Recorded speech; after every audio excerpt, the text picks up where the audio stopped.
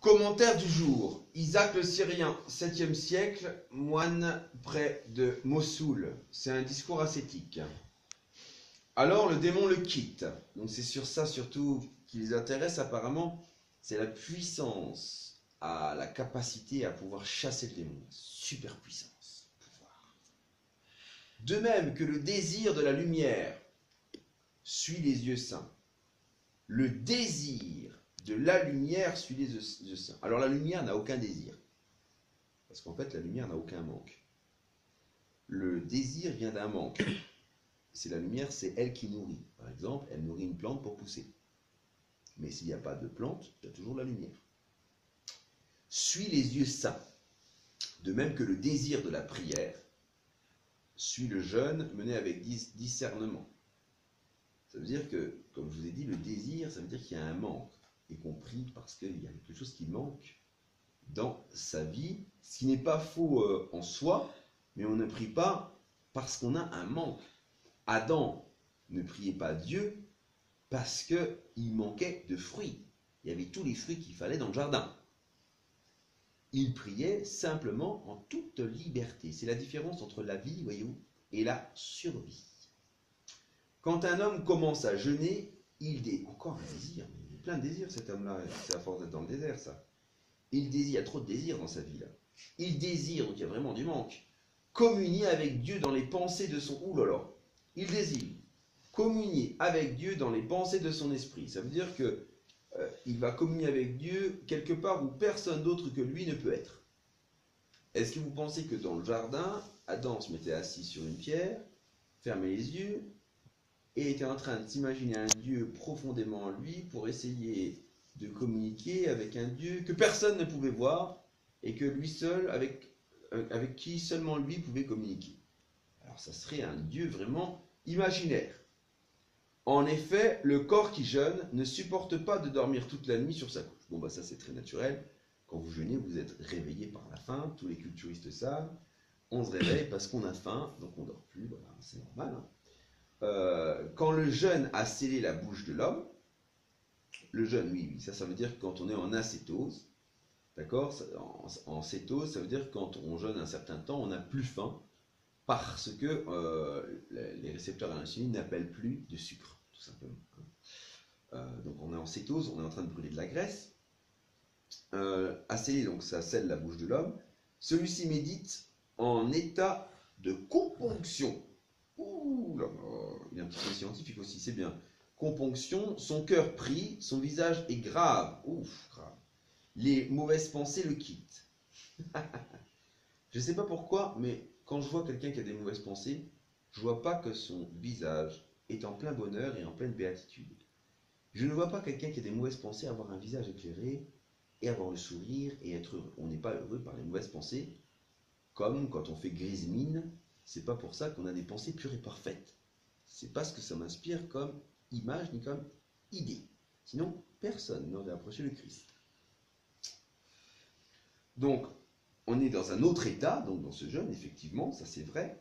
Le cœur prie, effectivement, on est plus réceptif, on est moins obstrué par la nourriture, donc on est plus sensible à tout ce qui nous entoure, on est plus en prise directe avec ce qui nous entoure, on est moins chargé, moins lourd.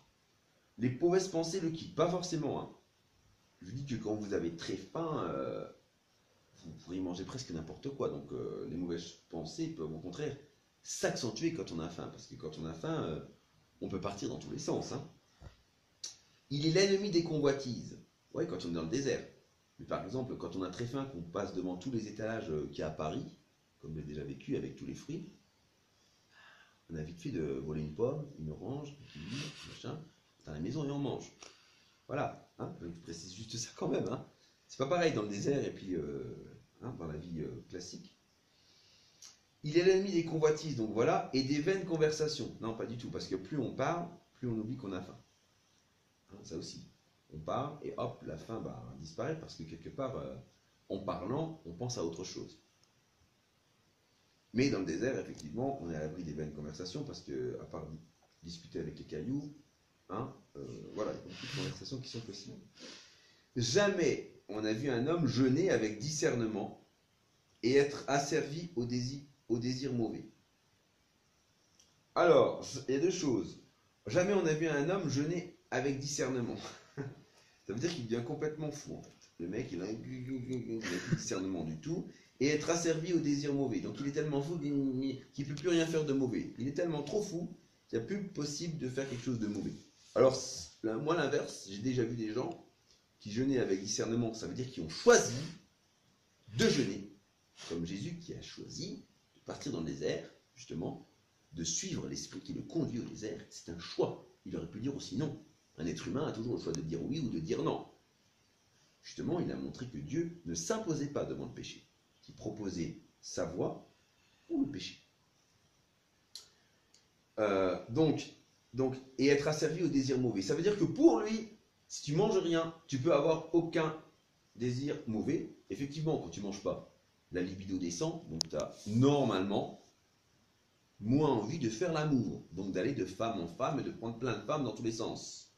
Donc, normalement, tu es préservé de tout mal, tu ne veux plus faire de péché.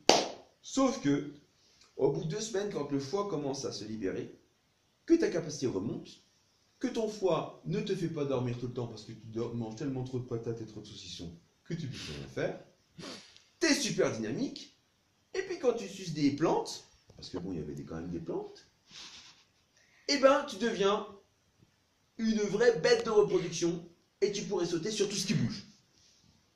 Donc, tu n'es pas vraiment à l'abri du péché. Et le jeûne, même si ça te rend plus faible, ça ne te rend pas forcément loin de la tentation.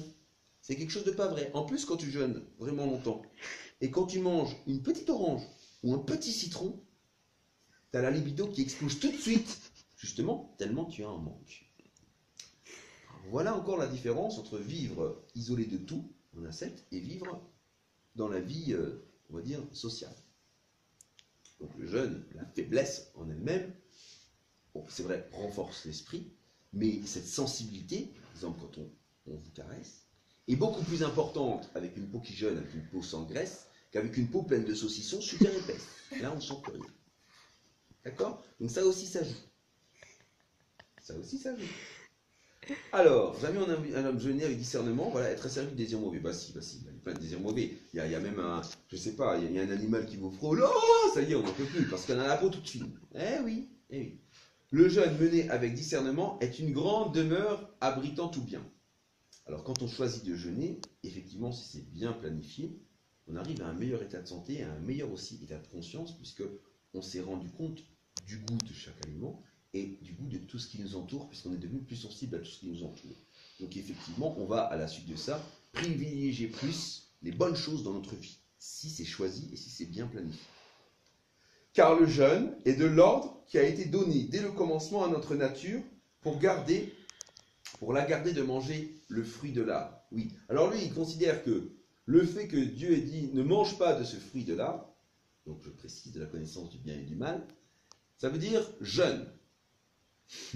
Pas tout à fait, parce qu'il y a l'arbre, un seul arbre, dans un grand jardin, avec quelques fruits, et il y a tout le jardin qui est bourré de fruits.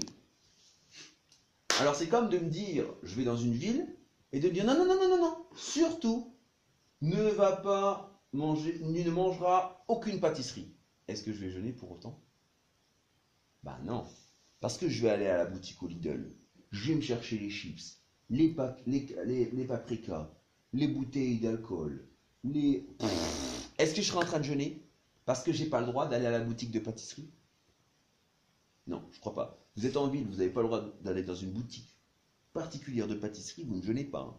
Ah, je vous garantis que vous ne jeûnez pas. Vous allez acheter des bonbons au Cora, partout, vous avez tout ce que vous voulez, les marshmallows, les chips, et vous allez dire, ah, je suis en jeûne, je n'ai pas le droit d'aller à la boutique de pâtisserie. Alors ça c'est du jeûne où on n'a jamais, où en fait on n'a jamais faim. Hein. Donc là c'est pas 40 jours, même 400 jours on n'a pas faim. Bien pratique.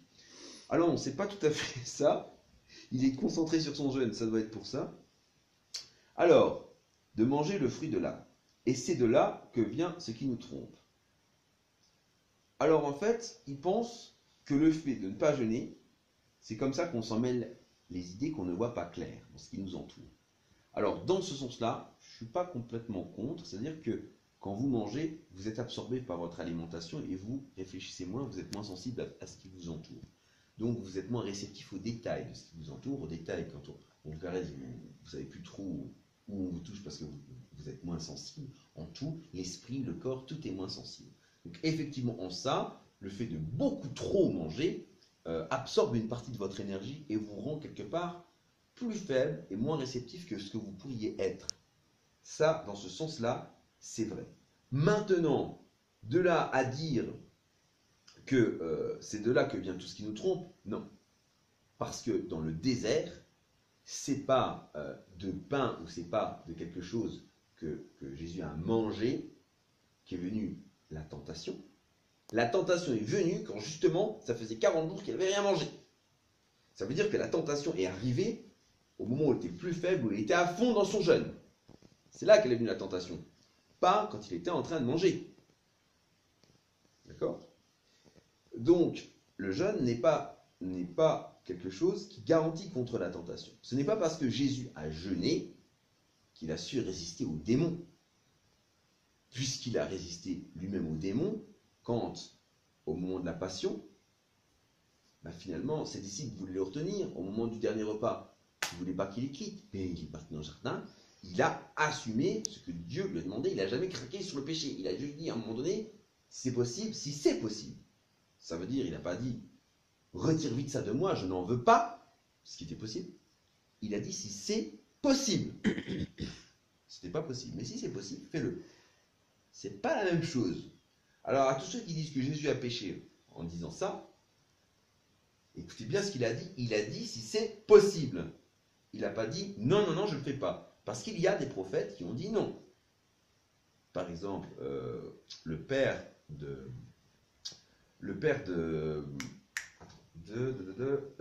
Saint Jean-Baptiste. Il était prêtre et quand il a vu l'ange, il a refusé la parole de Dieu. Il a refusé ce que Dieu a commandé. Donc, ça veut dire que vous pouvez toujours refuser ce que Dieu commande. Après, vous en assumez les conséquences, mais vous pouvez le faire. Jésus ne l'a jamais fait. Même à ce moment-là, il a dit si c'est possible. Il ne s'est pas opposé à la volonté de Dieu. Il a demandé quelque chose éventuellement à côté, mais sans s'y opposer. Donc il n'a pas péché. Voilà ce que je réponds à ceux qui disent si il a fait un péché. Voilà. C'est par là aussi que le Sauveur a commencé, quand il s'est révélé au monde dans le Jourdain. Alors, ils n'ont pas bien lu, parce que le Sauveur, quand il est revenu, après 40 jours, donc c'est pas après 40 jours qu'il est revenu, je précise, c'est plus que 40 jours. Puisque au bout de 40 jours, le démon est venu, il a pris le temps de le tenter, avec toute l'histoire qu'on connaît. Ensuite, les anges de Dieu ont servi Jésus dans le désert. Un certain temps, mais on ne sait pas combien de temps. Ça veut dire c'est 40 jours, plus le temps de la tentation, plus le temps où les anges ont servi dans le désert. Ça veut dire le temps que Jésus refasse ses forces. Pour les 40 jours qu'il avait jeûné, plus pour la tentation qui est arrivée quand il était au bout de ses forces. Il a fallu un certain temps à Jésus pour récupérer pendant le temps que les anges l'ont servi dans le désert. Donc ça nous amène à plus de jours que 40 jours dans le désert. Il a jeûné 40 jours, mais il est resté plus de jours dans le désert. Donc quand il est revenu, il était requinqué, il a été servi par les anges. Donc qu'est-ce qu'ils ont fait les anges quand ils l'ont servi? Ils ne sont pas mis juste à genoux comme ça pendant qu'il mourait de faim. On va te servir. Non, il est en train de mourir de faim. Alors il a mangé, il a bu, comme Élie dans le désert, quand l'ange venait tous les jours pour le faire manger et pour le faire boire, et qui lui a dit, sans cela tu ne pourras pas continuer ta route.